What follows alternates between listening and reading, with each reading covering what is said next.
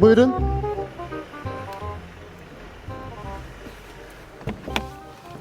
Buyurun, salam aleyküm. Hörmət.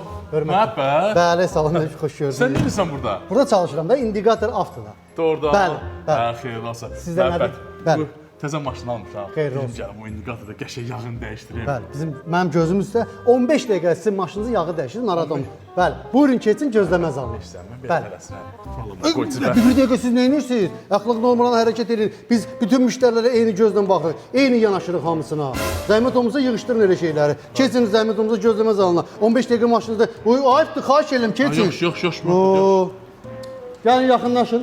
Buyurun zəhmət olmasa. Çox sağ ol. Bir dəqiqə sən şimdi. Nə istəyirsiniz? Xahiş edirəm, senzurdan kəran hərəkət eləməyin. Oturun buradan maşınınızın yağ dəyişmənizi izləyin. Xahiş edirəm. Ayıbdır sizin üçün. Buyurun.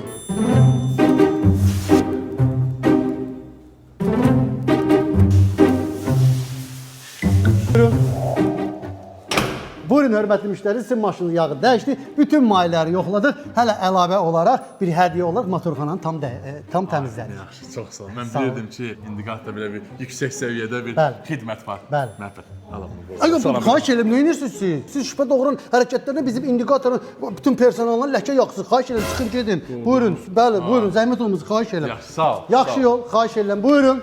Tanımadım mən bu məhəbbəti. Sağ ol. Nə oysan beləcə? Nə var məhəbbət? Günü denəm, bəxlar sən 3 devama 20 təklif elədin. Bu oldu 60 manat, üstə gəl 5 manat da qoy 65. Görüm.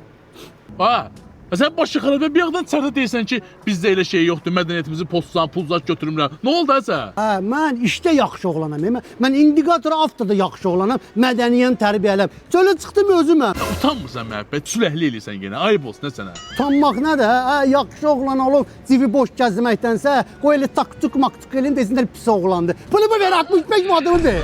Ha, yaxşı.